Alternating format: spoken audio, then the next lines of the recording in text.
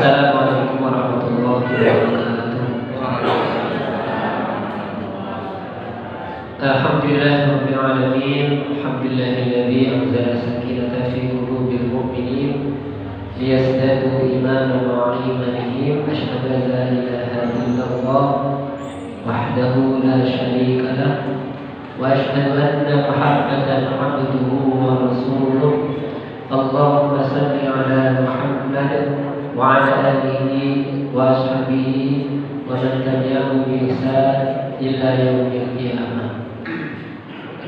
Qala Allah ta'ala a'udzu billahi minasy syaithanir rajim. Bismillahirrahmanirrahim. Ya ayyuhalladzina amanu in tansurullaha yansurkum wa yutsabbit aqdamakum. Sadaqallahul adzim. Bapak Ibu,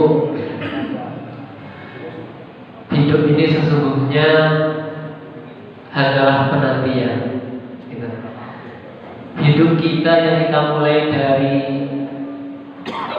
pagi hari bangun tidur sampai malam hari sampai bangun lagi, sesungguhnya hanyalah waktu menunggu. Yang namanya waktu menunggu tentu tidak lama.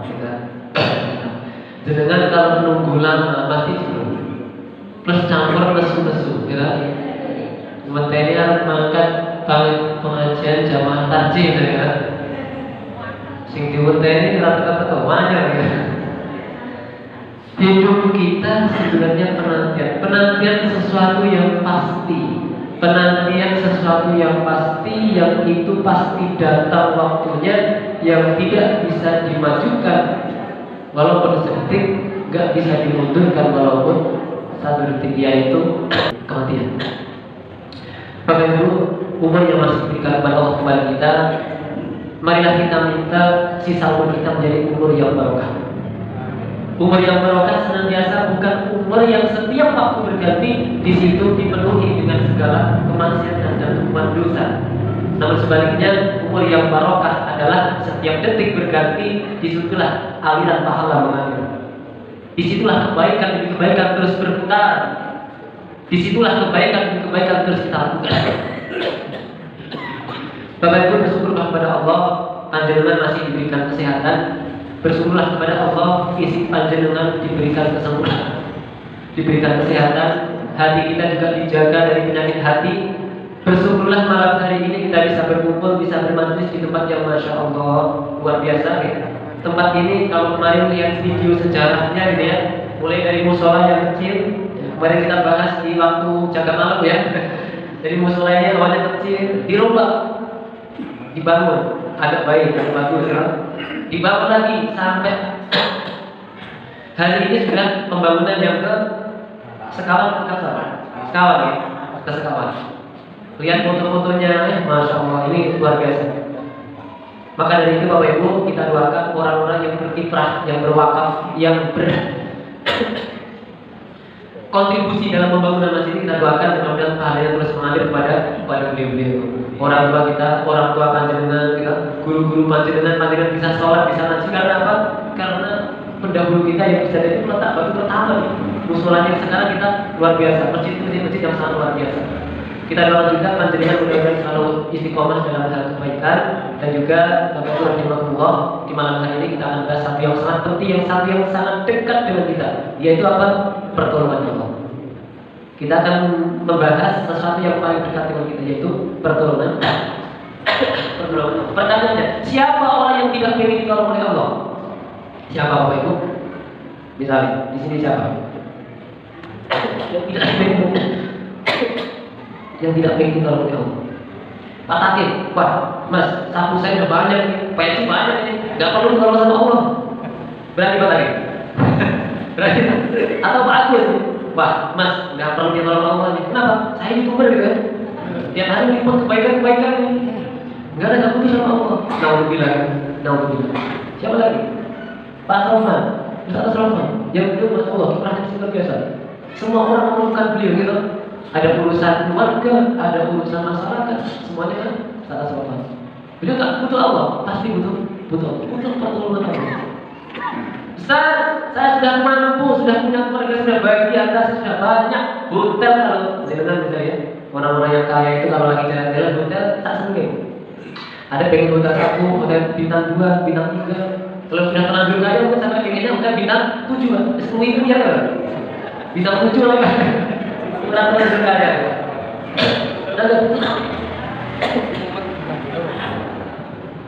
Apakah orang seperti itu gak butuh pertolongan Allah? Ya?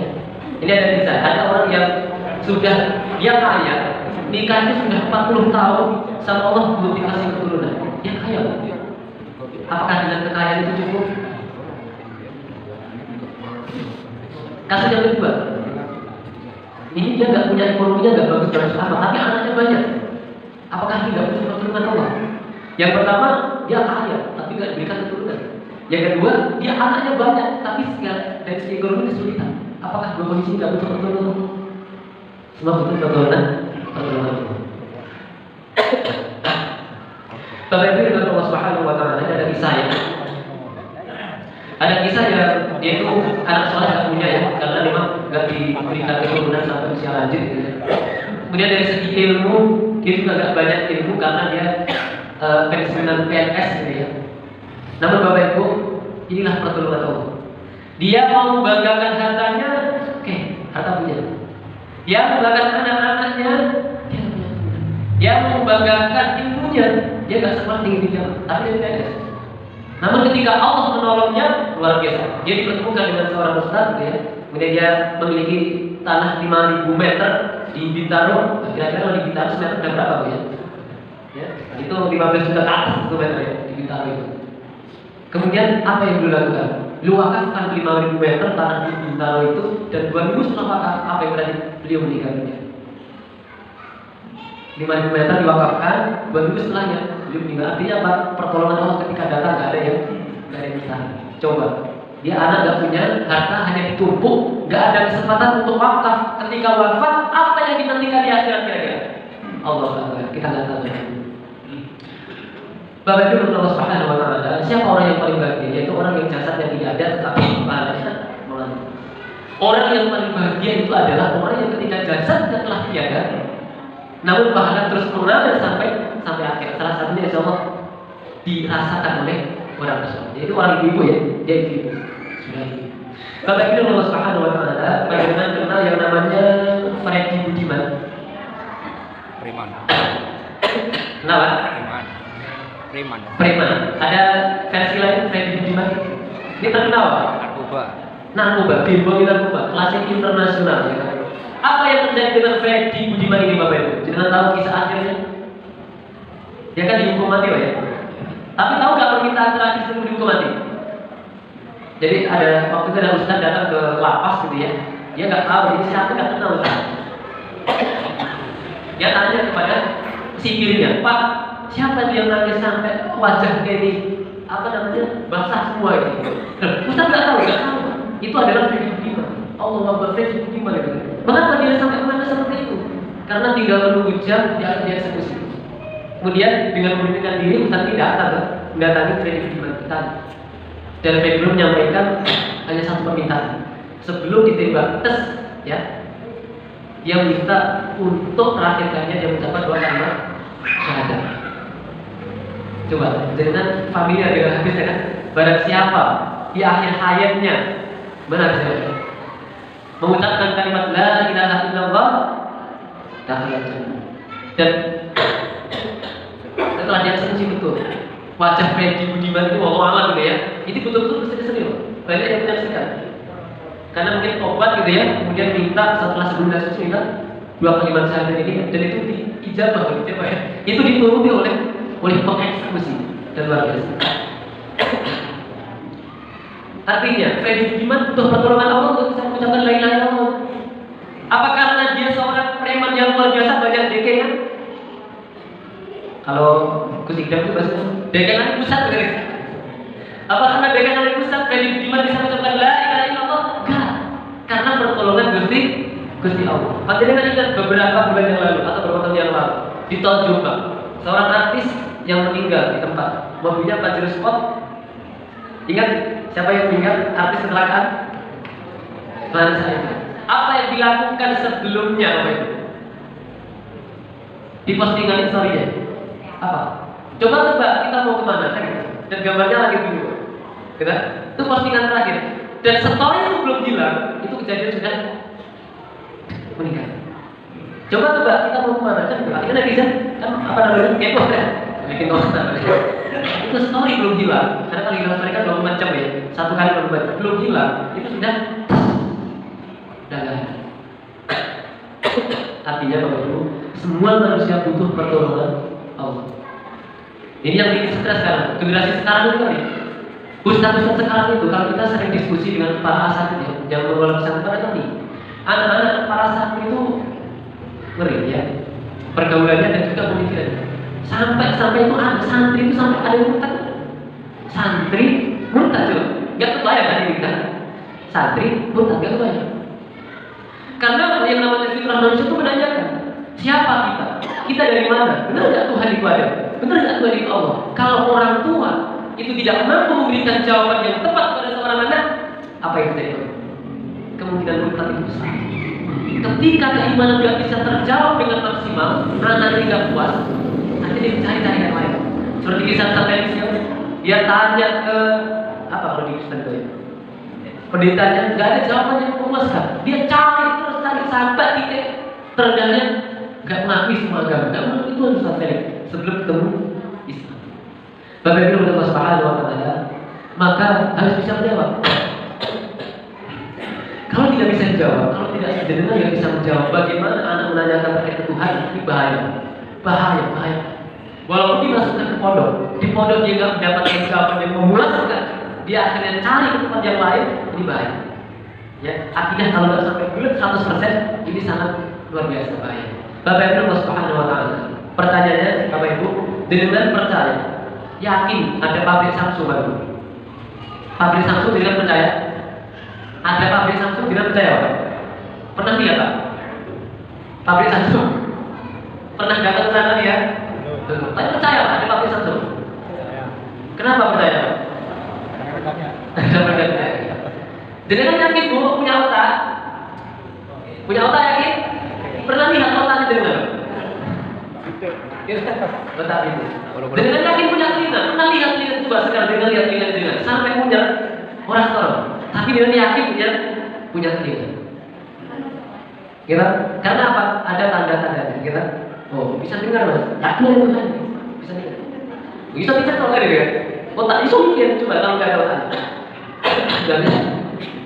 Bapak Ibu sekarang yakin ada Tuhan. Tapi kan belum nikah. Ya, karena tanda-tanda ya. Adanya kita, adanya kehidupan, adanya alam inilah bentuk wujud adanya Tuhan.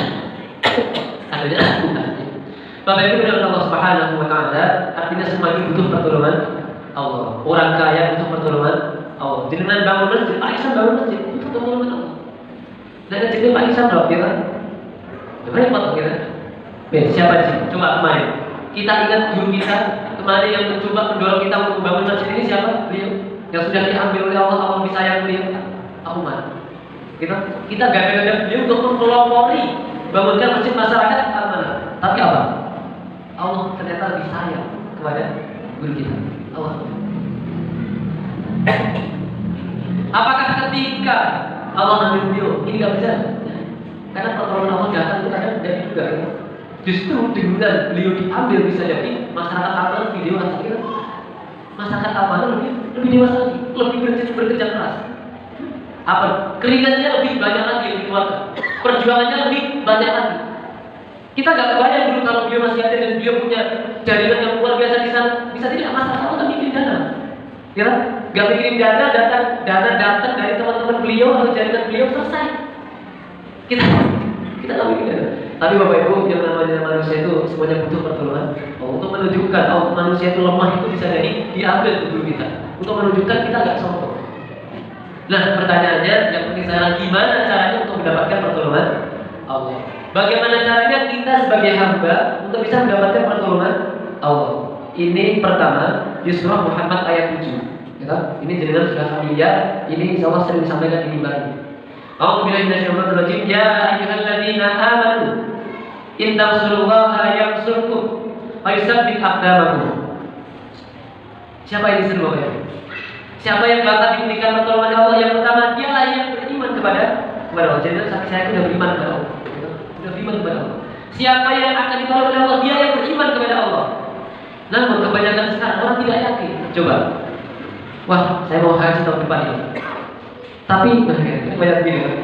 Saya yakin mau berangkat ke sana hari esok. Tapi gitu loh, ada tapi loh yang tadi yakin. Pas berdoa, ya Allah, saya pengen anak yang soleh-solehat. Tapi ya Allah, anakku saya kok benar saya macam gitu kan? Enggak yakin loh. Gitu. Padahal kalau kita yakin kepada Allah, Allah bisa menjadikan sesuatu yang tidak mungkin menjadi mungkin. Sesuatu yang hitam bisa menjadi putih, sesuatu yang panas bisa menjadi dingin. Kalau Allah berkehendak. Karena manusia perlu yakin. Coba, kalau konsep yakin, konsep keimanan itu seperti ibu-ibu masak.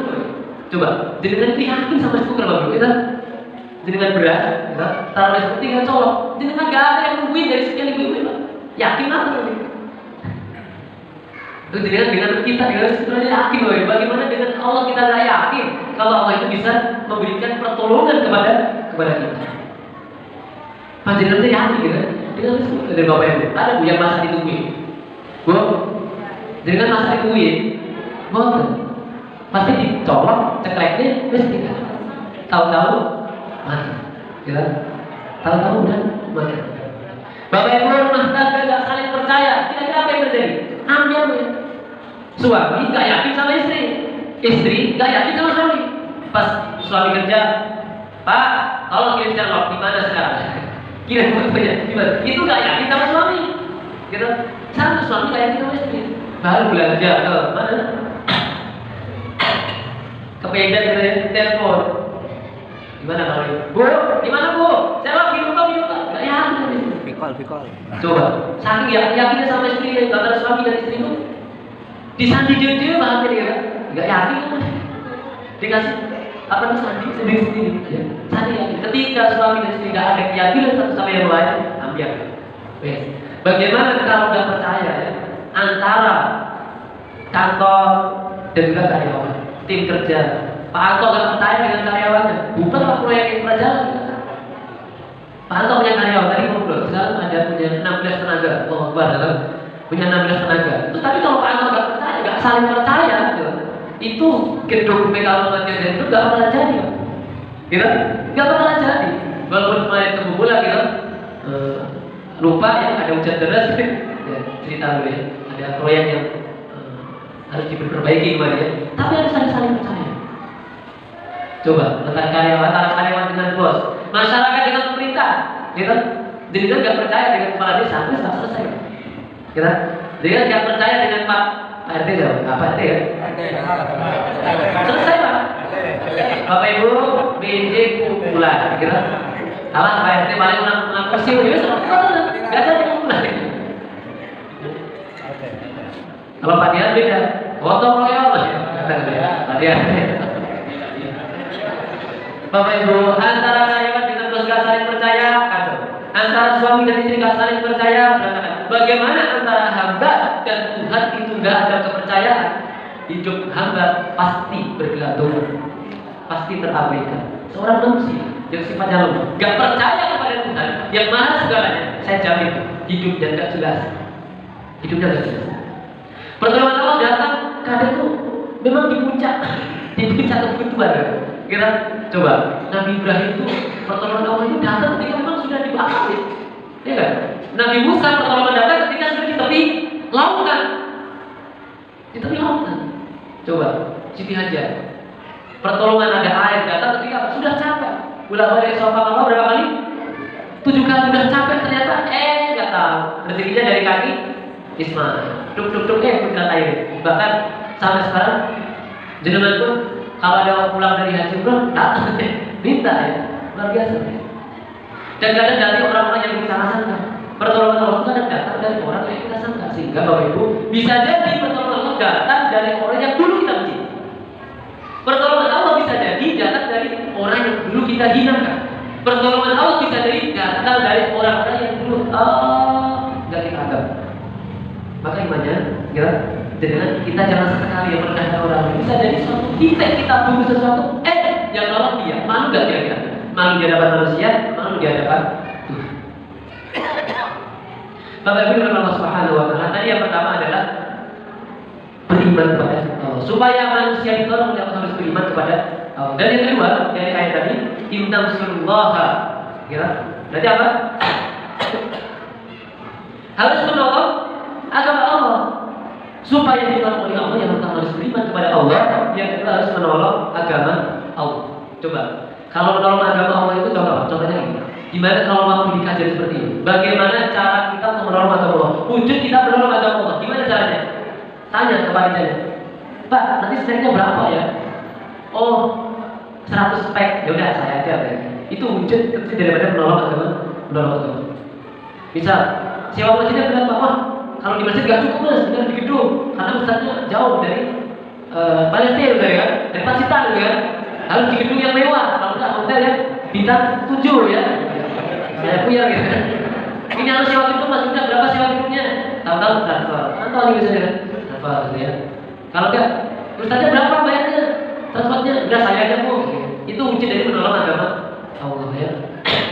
Atau agama itu dalam bentuk yang lain misalnya, wah, ustadznya ini pas pulang-pulang motornya mogok gitu ya kan? Ini diceritakan salah satu ustadz ya. Diceritakan salah satu ustadz itu betul bu ya. Jadi waktu pulang isi pengajian, motornya mogok, motornya asli agil sudah lawas gitu kan. Itu nggak tahu kenapa, pokoknya itu disebel sama ustadznya itu. Ini kan hitam ya. Pak Ustadz, kenapa bibirnya hitam gitu kan? Iya bu mogok saya gitu kan. Ya Allah Ustadz, gitu kan. Akhirnya waktu ngobrol sebentar gitu kan, nungguin ustadznya berdiri motornya. Ya udah Ustadz, kita rekeningnya. Kenapa ibu?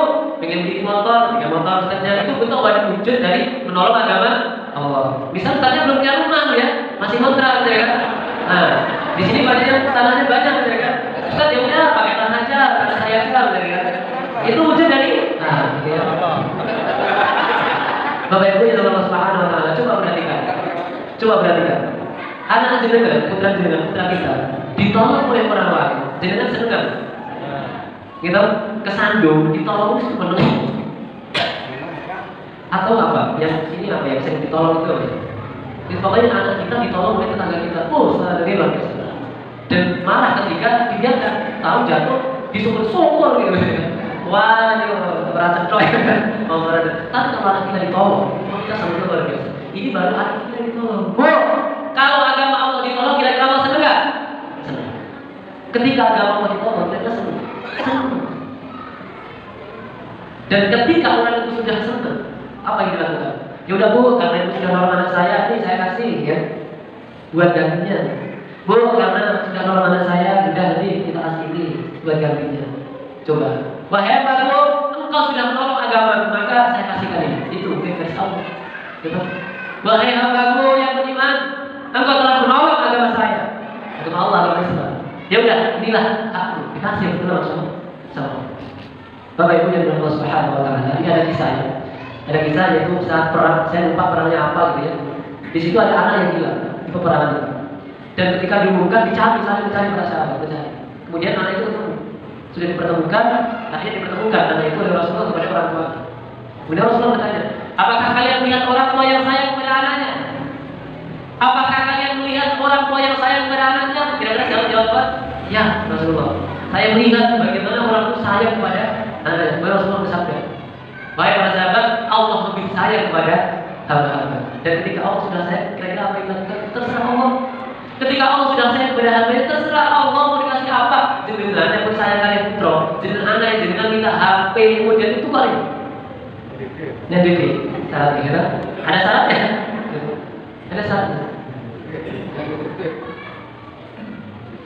Maka Bapak Ibu, mari kita tolong kepada agama Allah. Insya Allah Allah akan menolong kita. Tadi yang pertama adalah beriman kepada Allah. Yang kedua adalah menolong agama Allah. Ini ada orang menolong agama tadi gak beriman. Kira-kira apakah dia bakal ditolong oleh Allah? Enggak.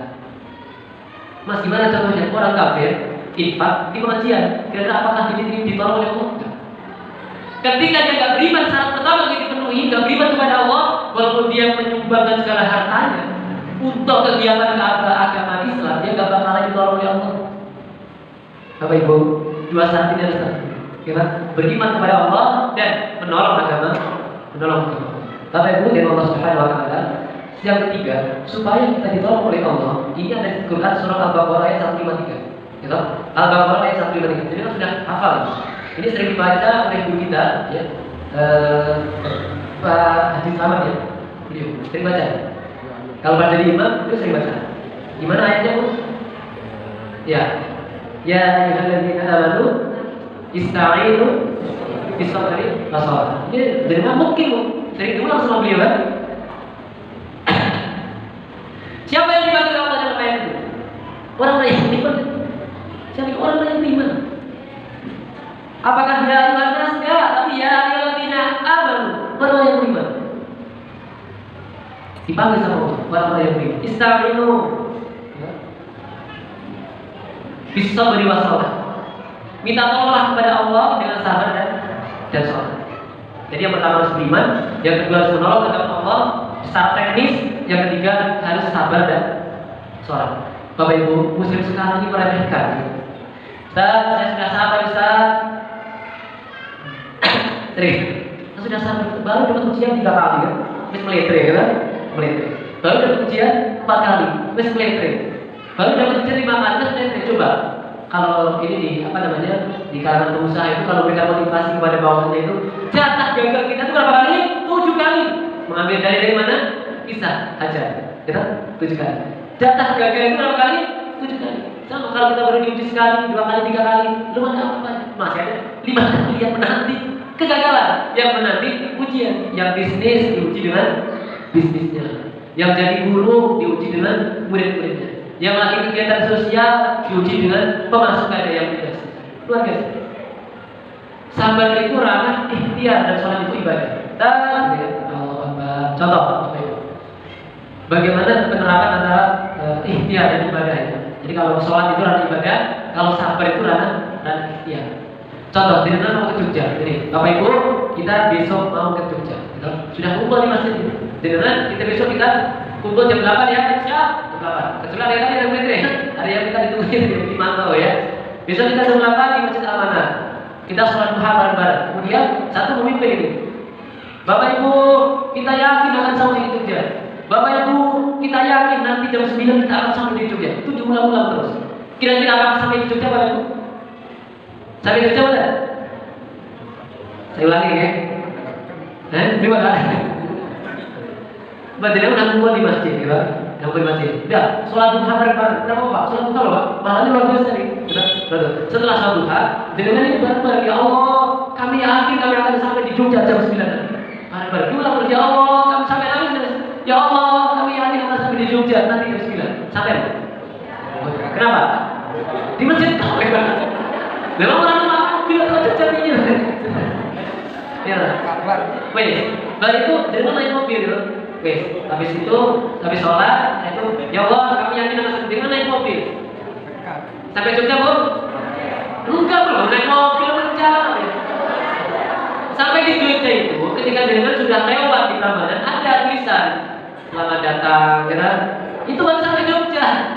Sampai Jogja ya. Bapak Ibu Allah Subhanahu wa taala. Sudah sholat, sudah doa ya, tapi kalau belum dapat bisa jadi ikhtiarnya belum maksimal, sabarnya belum penuh. Kita coba. Kalau tadi mengandalkan untuk sholat dan juga yakin, nggak mau naik mobil, nggak mau jalan ke Jogja kepanasan, nggak mau capek bisa jadi temennya yang mabuk, ikut mabuk, kita. Kalau nggak mau melakukan meniti kesulitan itu, yang itu membutuhkan kesabaran, maka pertolongan Allah nggak bakal datang kepada kita. Maka Bapak Ibu tolong agama Allah. Mari kita tolong agama Allah, niscaya Allah akan menolong kita. Bapak Ibu yang berkata Allah Subhanahu wa taala, dari alasannya dari iman kepada Allah ya. Harus iman kepada Allah. Jangan iman, jangan dengerin kata-kata manusia. Kalau kita sudah mengatakan saya beriman kepada Allah, jangan dengerin kata manusia. Gitu? Karena Imam Ali menyampaikan, saya pernah mengalami semua rasanya kepedihan, kata beliau. Dan satu yang paling penting adalah berharap kepada manusia. Imam Ali menyampaikan, saya sudah merasakan semua kepedihan. Dan satu yang paling penting adalah berharap kepada manusia. Jangan kalau berharap kepada manusia, nyesel, gitu. Berharap kepada anak boleh, tapi kalau sepenuhnya nyesel. Berharap nanti anakku gede dari gede, siasat dari mondok, menang wis tua, aku tidak yakin. Kita ternyata realita berbeda. Dan berharap sepenuhnya kepada dia, gak yakin sama itu bahwa keputusan Allah itu baik. nyesel banget. Aduh no, saya punya anak dulu, ya. Berharap pada anak yang pertama jadi golong-golong di golong-golong itu disupport ya. Pengen sekolah nanti dituruti, pengen jadi orang tiga, ternyata di akhir jadi sesuai dengan ekspektasi kita. Jadi kita walaupun ke anak tidak berharap kepada manusia itu adalah sesuatu yang jangan kita lakukan. Itu adalah kepedihan yang paling pahit. Iman kepada Allah, tolong akan Allah dan sabar serta sholat. Yang sabar di ranah ikhtiar, sholat di ranah ibadah kepada Allah Subhanahu wa Ta'ala. Terakhir Bapak Ibu, apa pertolongan Allah supaya datang kepada kita? Syarat apa supaya pertolongan Allah datang kepada kita? Dengan buka Quran Ali Imran ayat 159 160. Ya, ayat 159 160. Coba kita baca ayat 160. Ini terkait dengan sesuatu yang sangat luar biasa. Jika kamu sudah ditolong oleh Allah, nggak akan ada yang bisa membatalkan. Ketika Allah sudah menolong kita, nggak ada yang bisa membatalkan. Ketika Allah sudah menolong jenengan, ditentukan tek, diketok palu sama Allah, nggak ada yang bisa membatalkan. Iyyasurkumullahu fala ghalibah wa iyyahdukum faman dzalladzi yansurukum min ba'di wa 'alallahi falyatawakkalul mu'minun. Jika Allah menolong kamu, maka tidak ada yang dapat mengalahkanmu. Tetapi jika Allah membiarkan kamu tidak memberikan pertolongan nantinya, maka siapa yang dapat menolongmu setelah itu? Karena itu, hendaklah kepada Allah saja orang-orang yang bertawakal. Bapak Ibu, Nabi Ibrahim ketika sudah ditolong oleh Allah, siapa yang bisa menggagalkan? Tak bisa. Namrud ya, itu kan Raja Namrud ya. Apakah Namrud dan tentaranya bisa menggagalkan pertolongan Allah? Tak bisa. Ketika Allah sudah menolong Musa, apakah Fir'aun dan bala tentaranya bisa menggagalkan? Tidak bisa. Ketika Allah sudah menolong Siti Hajar, ketika Allah sudah menolong Ismail, ketika beliau mau dipotong diganti sama kambing apa ya? Domba. Siapa yang bisa menggagalkan? Tidak ada. Ketika Allah sudah menolong jenengan dalam bentuk apapun, itu nggak ada yang bisa menggagalkan. Walaupun sedetik, walaupun siapa pun jalannya, nggak ada yang bisa menggagalkan. Nah, Bapak Ibu, syaratnya apa untuk bisa ditolong Allah? Ayat sebelumnya, ayat 159. Bagaimana supaya dapat pertolongan Allah dalam ayat ini, ayat 160? Innallaha yuhibbul mutawakkilin, ya. Ayat 159 di bagian akhir. Innallaha yuhibbul mutawakkilin. Sungguh Allah mencintai orang yang bertawakal. Bapak Ibu dan Allah Subhanahu wa Ta'ala, syarat untuk bisa ditolong oleh Allah harus tawakal kepada Allah. Tidak ada pilihan yang lain. Harus bertawakal kepada, serahkan kepada Allah. Ketika jenengan sudah berikhtiar semaksimal mungkin, ya, diiringi dengan ibadah, dengan doa, dengan bermunajat, serahkan kepada Gusti Allah. Selesai, ya, selesai. Ini dipisahkan oleh Ustaz juga. Saya sering belajar kepada beliau, ya. Jadi beliau itu saya lupa tempatnya gitu, ya. Lupa tempatnya, namun posisinya di kaki gunung sawah. Dia itu minta, karena waktu itu ibunya itu kan hanya pengennya itu kan di sana itu ada pesantren lansia, Ibu beliau itu dulu di pesantren di situ. Ternyata rasa pesantren, nggak mau diajak pulang. Ibunya itu nyaman di pesantren, sudah nyaman di sini, nggak mau pulang. Tapi karena Ustaz ini nggak mau juga, dia kehilangan masa baktinya di akhirnya. Hanya diminta kepada Allah, ya Allah, saya minta tempat yang terbaik, tempat yang sejuk, yang udara segar, yang bisa didetailkan kalau bisa di tempat sana, ya. 1 bulan kemudian apa yang dia berikan? Ada orang memberikan, saya punya rumah kosong di kaki gunung sawah, Ustaz mau, itu saya langsung nangis. Akhirnya apa? Ketika Ustaz itu menjenguk ibunya ke pesantren tadi, cerita, ibunya pun nangis. Akhirnya bukan ibunya mau pulang, Pak, karena ditempatkan tempat yang luar biasa, airnya bersih, ya, kaki gunung sawah aja bersih, kan. Salah satu ada aqua di sana, ada pabrik aqua di sana, airnya luar biasa. Akhirnya ibunya, artinya ketika sudah dipasrahkan kepada Allah, dia minta diserahkan kepada Allah, dikasihkan.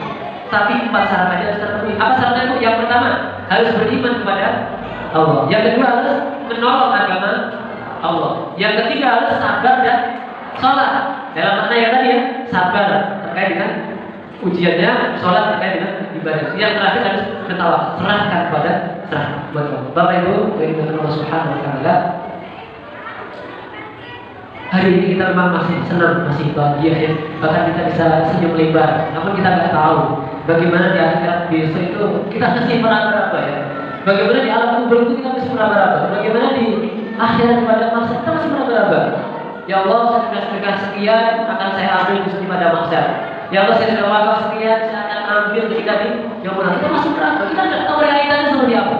Kita maka Bapak Ibu, karena hari ini kita masih meraba-raba, maka di mimbar malam hari ini pesan kami, mari kita betul-betul berlomba-lomba untuk menolong agama Allah. Berlomba-lomba untuk menolong agama Allah. Berlomba-lomba untuk menolong agama Allah semaksimal mungkin.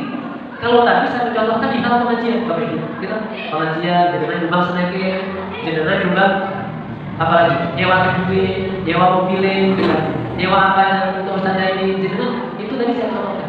Tapi menolong agama itu luas kan, luas. Termasuk dengan melaksanakan syariat Allah itu bagian dari menolong agama Allah. Melestarikan syariat menolong agama Allah. Coba bayangkan Bapak Ibu, hari ini di Indonesia nggak ada orang yang kerudunan. Kira-kira, apakah itu betul menolong agama Allah? Apakah itu meninggalkan agama Allah? Itu meninggalkan. Sekarang kaum muslimin di Indonesia luar biasa banyaknya. Semua berbondong-bondong untuk Allah. Itulah bentuk dari menolong agama Allah. Terkait dengan keluarga, panjenengan coba keluarga ini dididik dengan cara Islam, itu bagian dari menolong agama Allah. Artinya apa? Melestarikan apa yang diperintahkan oleh Allah dan dicontohkan oleh Rasulullah. Terkait dengan bisnis, yang pengusaha-pengusaha, jadi dengan melestarikan bagaimana amanah dari Nabi untuk tidak melakukan transaksi-transaksi yang haram, untuk tidak melakukan hal-hal yang dilarang Allah. Itulah bagian dari menolong agama Syiah. Syiah adalah di masjid, tempat bisnis, tempat kerja. Itu adalah bagian dari menolong agama. Bapak Ibu yang dirahmati Allah Subhanahu wa taala, tidak banyak yang saya sampaikan. Mudah-mudahan ada baiknya dan itu tentunya menurut Allah Subhanahu wa taala, dan kalau ada kurangnya itu memang semata-mata dari saya pribadi. Karena memang jangan pernah dengar istilah Timon Ungkuk Jogo Ibu. Pernah bilang Bu? Timon Ungkuk Jogo Ibu. Saya barusan tadi bilang, nggak sampai bilang suaranya. Timon Ungkuk Jogo. Jadi kalau yang bagus-bagus tidak ada, Timon Ungkuk itu masih bukil. Jadi kalau beli Timon itu bukil lah, Timon Ungkuk namanya. Jogo Ibu ya. Jadi kalau yang bagus sudah nggak ada, itu dikasih. Jadi mohon maaf, kalau hari ini memang dari jadwalnya Ustaz yang lain ya. Nah tadi sore, kemarin sore ya, panitia menyampaikan wis diisi sami sore wis ono ya bismillah, mudah-mudahan sedikit ini bisa bermanfaat khususnya bagi saya pribadi sebagai pengingat dan tentunya bagi panjenengan semuanya bisa mengambil hikmah dan lagi-lagi pentingnya Bapak Ibu bisa kita aplikasikan, bisa kita amalkan. Sekian, terima kasih. Assalamualaikum warahmatullahi wabarakatuh.